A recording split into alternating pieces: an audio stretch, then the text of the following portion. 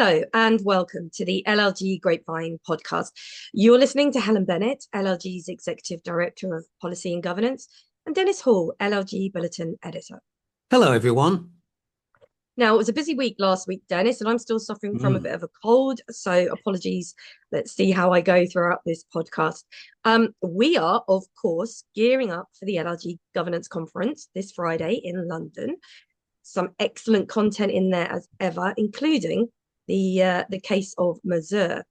But let's turn our attention to the news as ever from our bulletins. And let's make a start with something I briefly mentioned at the top of the podcast last week, I believe. That's the news concerning police and crime commissioners, Dennis. Yes, indeed you did, Helen. Ministers will abolish elected police and crime commissioners, declaring them to be an expensive failure, with a large proportion of people unaware of them. Under the system introduced under the Conservatives in 2012, all 43 police forces across England and Wales had to answer to an elected official. It was supposed to boost the accountability and performances of police forces. Yes, but critics, and especially police chiefs, have said that the commissioners too often tried to interfere and were ineffective. The abolition is a victory for chief constables and a sign of how influential they are, I believe, in the Labour government's thinking about policing. And it also makes the merger and abolition of local forces, which chiefs want and government is considering, potentially even easier, Dennis.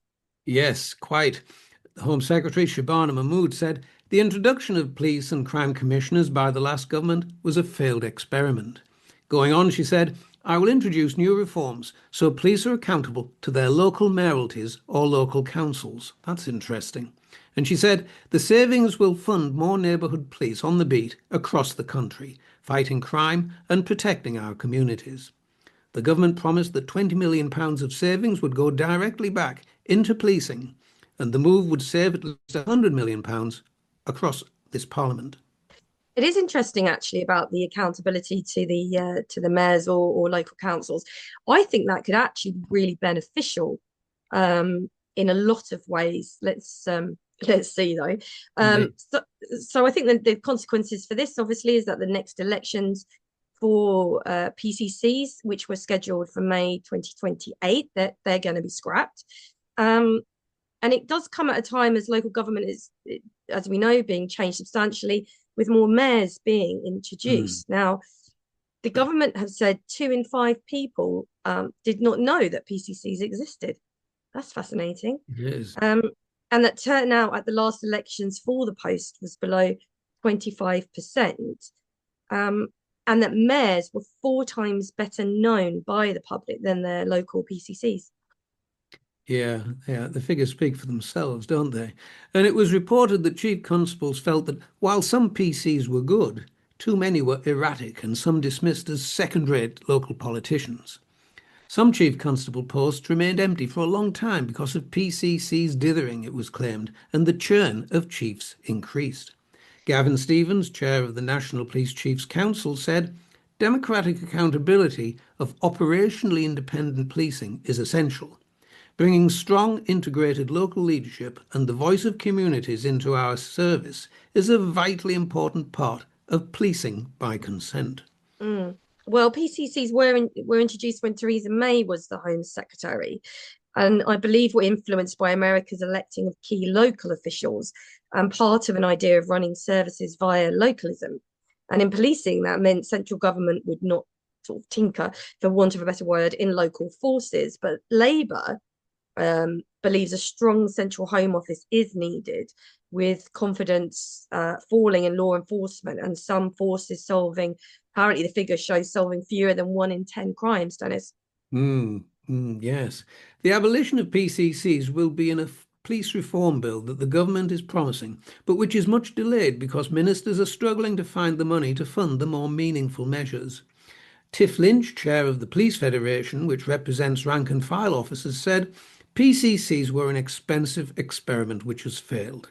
The tens of millions of pounds they cost should instead be a down payment for the sort of policing service this country and its police officers deserve. The forthcoming police reform white paper is therefore a chance for this government to show it is serious about all of this, Helen. Yeah. Well, let's leave that behind. Let's turn our attention specifically now to our colleagues in Wales. Incidentally, bit of breaking news for that region. Kelly Byrne has stepped down from the position of regional director for Wales due to a judicial appointment. So we thank Kelly for all her hard work for LLG and, of course, wish her all the very best for the future. We will be advertising this position shortly, and if anyone is interested and would welcome a chat about the role and what it means, please do get in touch. You can get in touch directly with me. So, what's going on in Wales? Well, one thing I was interested in is that the Welsh Government has issued a written statement on the Environment, Principles, Governance and Biodiversity Targets Wales Bill in respect to further government amendments. And on the 11th of November, the Senate approved the Environment Bill, and the bill has now moved to stage one of the legislative process. Hugh Irranca-Davies, Deputy First Minister and Cabinet Secretary for Climate Change and Rural Affairs, highlighted some of the potential amendments the Welsh Government would like to explore. Yeah, now these relate to, there's three parts. Part one is the environmental objective and principles. Part two is the Office of Environmental Governance Wales. And part three relates to biodiversity targets. Well, yes, and in respect of environmental objectives and principles, amongst the proposals the government wants to set are these. First, a firm date for when the environmental principles and integrating environmental protection statement, known as the Section 6 statement, must be laid before the Senate and published. Second, there's to be a process to enable Senate scrutiny and recommendations before the Section 6 statement is finalised. Finally, the proposals will require the Welsh ministers to regularly review the Section 6 statement itself at least once per Senate term. Yeah. And in respect of the Office of Environment Governance Wales, that doesn't really trip off the tongue easily. It doesn't. It almost seems the wrong way around to me. Yeah. Ministers want to bring forward amendments to require Welsh ministers to provide sufficient funding for the office, require Welsh ministers to have regard to protecting the office's independence when exercising functions relating to it. So that's interesting. That's really underpinning the kind of power and authority of that office. And they also want to ensure that Welsh ministers have no role in the review committee process by removing the requirement for them to hold a list of individual members to be appointed. And on part three, the biodiversity targets, the intention is to bring forward a number of amendments, and these include first, to reduce the timescale for bringing forward draft regulations, setting targets in priority areas from 3 years to 2 years. And there will be a reduction in the timescale for the Welsh ministers to lay a report before the Senate explaining why a target has not been met and what steps they'll take to achieve the target from 12 months to 6 months. And finally, the proposals will also require the Welsh ministers to set both short-term and long-term targets for species and ecosystems priority areas. So there are actually quite a few amendments. We haven't gone through them all. That would be a podcast in and of its own right. So Welsh colleagues take a look, and members in England also take a look, because often we can learn quite a lot from Wales. Now, we're going to move on to a very serious and somber matter for our next item. And I'll just give a warning here, because some listeners may find this very distressing. Yes, Helen, this is the case of Sara Sharif. It was across all the news in recent days and is one of the saddest child abuse cases to have ever occurred. But we're compelled here to look at what can be learned from the failings of so many public agencies that were involved, and also the courts. An independent review into the death of 10-year-old Sara Sharif has identified multiple failings from agencies in the lead up to her murder in 2023, finding that the system failed to keep her safe. Now, the review noted that when Sara Sharif's case was first in the family court in the early months of her life, social workers from Surrey County Council wanted her to be removed from her parents for her own safety. However, after the initial court hearings, the plan changed. Yes, so according to the report, social workers felt that in court, quote, the views of the children's guardian took precedence. Now, the children's guardian is an expert appointed by the court whose purpose is to represent the best interests of the child. Now, making a recommendation in this area, the review stated that when the independent advice of the children's guardian and the assessment of the local authority differ, this should be recorded in line with guidance. This is guidance that was issued in July 2025 to enable the lead judge in the case to read in summary form the points of difference before the judge in respect of the care plan.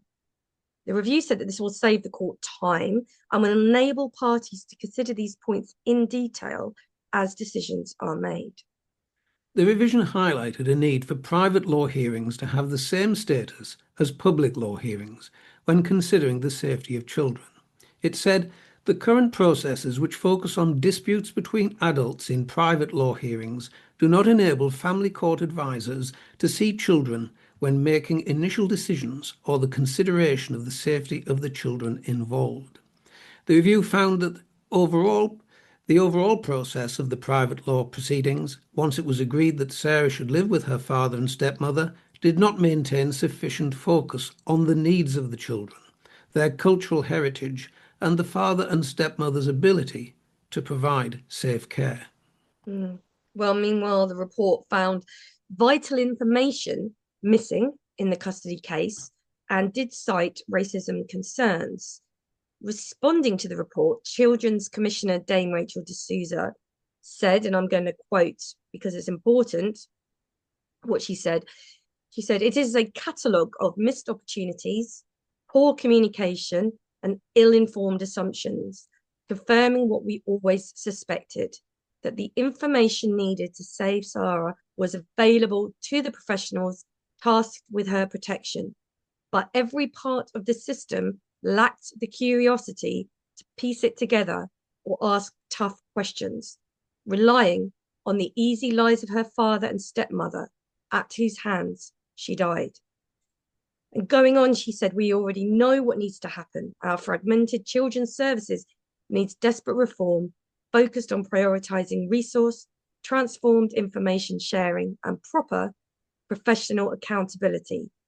But recommendations are nothing without action and implementation. And the Children's Commissioner has made a series of demands in response to Sara Sharif's death. First, reiterating her call for a unique identifying number for every child to prevent them becoming invisible and to make sure all the information about a child is accessible in one place. Second, a register of children not in school and stricter rules around home education to prevent any child ever known to local authorities as being at risk of neglect or abuse from being removed from school. And she recommends setting national thresholds that trigger assessments to social care, removing the inconsistent practices that exist around the country, because a child's safety must never be at the mercy of staff capacity or absence. And finally, she recommends the removal of the legal defence of reasonable chastisement in assault law to finally grant children equal protection from assault, so that no parent can ever believe, as Sarah's father claimed, that their abuse is justified. Helen. Dennis, I struggle with these cases. I don't mind admitting it. And also, I think this is a really good point to in the discussion to really acknowledge the tremendous work that so many of our childcare lawyers working in local authorities. They're normally the first in, they're normally the last out, and they have to deal with such difficult, challenging matters, and they do it with dedication and professionalism. So let's acknowledge that. Let's stay with children. The most important element of our society to be nurtured and cherished, of course. And this is the news from the Department of Education that with 1 in 3 schools failing to improve, the department has set out a roadmap for every school to double down on its efforts to support pupils back to class, as research shows the importance of every day in school for children's opportunities in life and, of course, future earnings. Helen, from this month, every school will be issued with an AI-powered minimum attendance improvement targets to ensure that children are in school and ready to achieve. The attendance baseline improvement expectation will be based upon school circumstances, including location, pupil needs, and deprivation. Well, the department is also using AI and data to give more support to schools to meet the minimum expectations by linking them up with high performing schools with similar circumstances. So the intention is that these top schools will be identified within each school's what's called ABIE report. And this comes, Helen, alongside 36 new attendance and behaviour hubs launched today, which will offer direct one-to-one support reaching tens of thousands of pupils across hundreds of schools, with wider sharing of best practice through events and open days. Well, the Education Secretary, who's Bridget Phillipson, she said that we can only deliver opportunity for children in our country if they're in school, and that's true, as well as if they're in school and achieving and thriving, of course. And that's why I want, she said, every school to play its part in getting attendance back to and beyond pre-pandemic levels. And the Education Secretary also said that research also identifies a significant attendance drop-off during Key Stage 3 as pupils struggle to settle into secondary school life and emerging issues then start to surface. And that is why schools will now receive a best practice toolkit targeting these critical transition moments, like the jump from primary to secondary and year 7 to 8, giving them proven strategies to keep children engaged. I do think actually that the jump from primary to secondary is extreme, and I think it's in a different way challenging to what it perhaps was, back in my day Yes. when I was at school. I think primary schools are very nurturing, focused, very almost anti-competitive, and then you're thrust into this whole new environment. I should imagine it's extremely destabilizing. Yes, often moving to a school some distance away from where they previously were taught as well, and That's perhaps right. meeting a different range of children from different areas of a town can happen as well. It's certainly happened in my day. Yeah, absolutely. Well, the government itself has said that it's tackling barriers to attendance head on. Um, they say they've called on schools to provide a base level of enrichment opportunities, getting more children excited to attend, limiting branded uniform items to minimize social and financial pressure, and rolling out free breakfast clubs so that no child starts the day hungry. I don't know the extent to which they're throughout the country, to be honest. Um, Hmm. but the government is indicating an intention here, so that has to be welcomed. Yeah, Now, good idea. last week, I think, although time moves at pace, we discussed, it might have been the week before, we discussed the coffee down the drain enforcement Hmm. action. But you've Yeah. found a matter that's really pushed the envelope, Dennis, haven't you? Well, yes, in more ways than one. It's an odd one again, this, involving a woman from West London who's been fined £1,000 by her local council for fly tipping an envelope, I stress a single envelope, outside her flat in Feltham. Loretta Alvarez, 26, said the communal bins, shared with about 25 other properties, were full, so she placed the cardboard envelope on top of cardboard next to the bins. Now, Ms. Alvarez, who is a single mother, said she cannot afford to pay and is now being threatened with legal action. Hounslow Council said fly tipping was defined as leaving waste anywhere in public apart from in a bin, regardless of whether the bins are actually full. You've got to question the public interest test here, haven't you? I mean, Yeah, I thought that. I Yeah. know it's a strict liability, but so Miss Alvarez said she would never intentionally leave rubbish out in the open, and that it's been so stressful that she didn't want this to happen. I wouldn't want it to happen to someone else, and that she's been trying to juggle this enforcement action alongside work and being a mum, and that it's been hard. Um, she thought a council worker had picked up the letter with her address on and assumed that the rest of the dumped rubbish was also hers. Yeah. Now, Hounslow Council told Miss Alvarez she had until the 5th of April, obviously a date that's passed, to make the payment in full, or she could face legal proceedings in which she could be criminally charged. She said, I don't have that money to give. I can't afford getting into debt to pay it, and I don't want to get a mark on my record. I'm a mental health nurse, she said. I went to university for 3 years, and now they're fining me more than someone gets for speeding. Mm. Well, this happens on the 5th of November, I think. it's understood that Hounslow Council put the fine on hold whilst it investigated the situation. As we're talking now, it's not been cancelled, and the council has stayed firm on the envelope fine. And in a statement, Councillor Pritam Gruel, she's the cabinet member for community safety, said that the council, quote, remains committed to taking a zero tolerance approach to littering and protecting the local environment. Both laudable aims. And he also added that they've done the right thing in issuing, issuing the fine, because littering includes leaving waste anywhere in public apart from in a bin, regardless of whether bins are full. And whilst we, as in the council, accept that no one likes receiving a fine, residents expect us to tackle the offence and the offenders. Yeah. Well, if you want to see something that I class as fly tipping, take a look at the post which is in the bulletin concerning Oxford. And it's been in the right across the news for the last few days, Helen. Mm. Oxford, where it is reported that fly tippers have dumped a mountain of illegal waste in Oxfordshire, so large that removing it could cost more than the local council's annual budget, according to the local area's MP. Hundreds, literally hundreds of tons of waste is stacked 10 metres high. It appeared in a field between the River Cherwell and the A34 near Kidlington.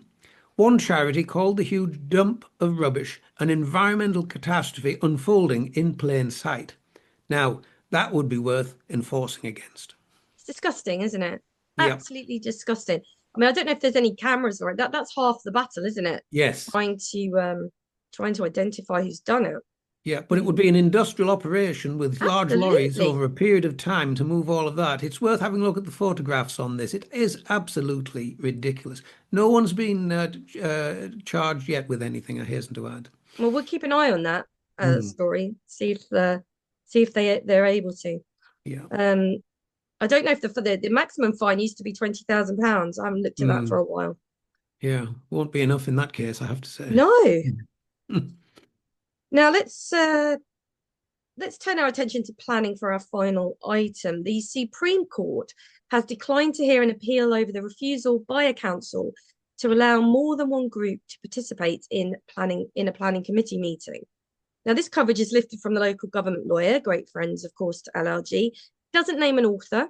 Adam usually credits his name when he's writing, so I'll just credit I'll just credit local government lawyer as a whole. So thanks to them. Yes.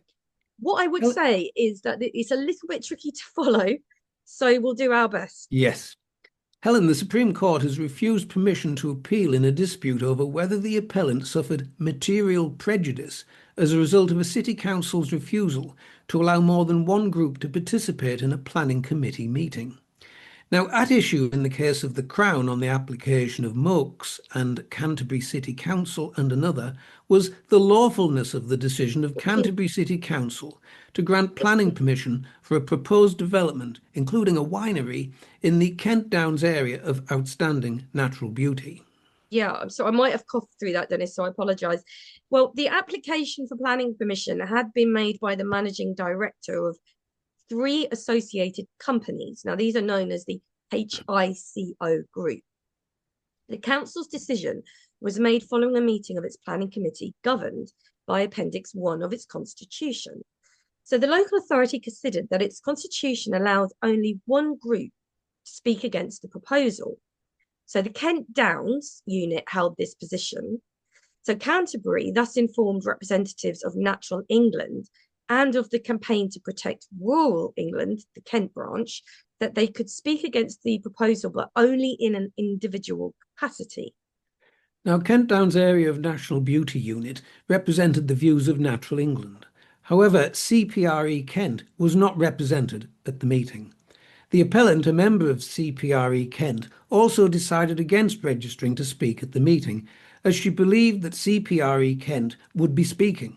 In consequence, only one person spoke against, and four people spoke in favour of the proposed development. Yeah, so the Campaign to Protect Rural England Kent branch, their representative didn't register individually because they thought that the actual branch had the locus to speak against at the time. I think it's pretty much what happened.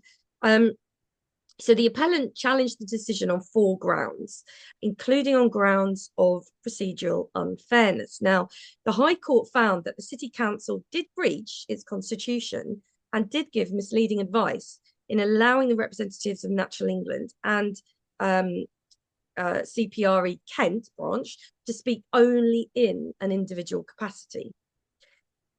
Despite that, however, it considered that the appellant did not suffer, quote, material prejudice and therefore rejected the appellant's challenge on grounds of procedural unfairness. That's interesting.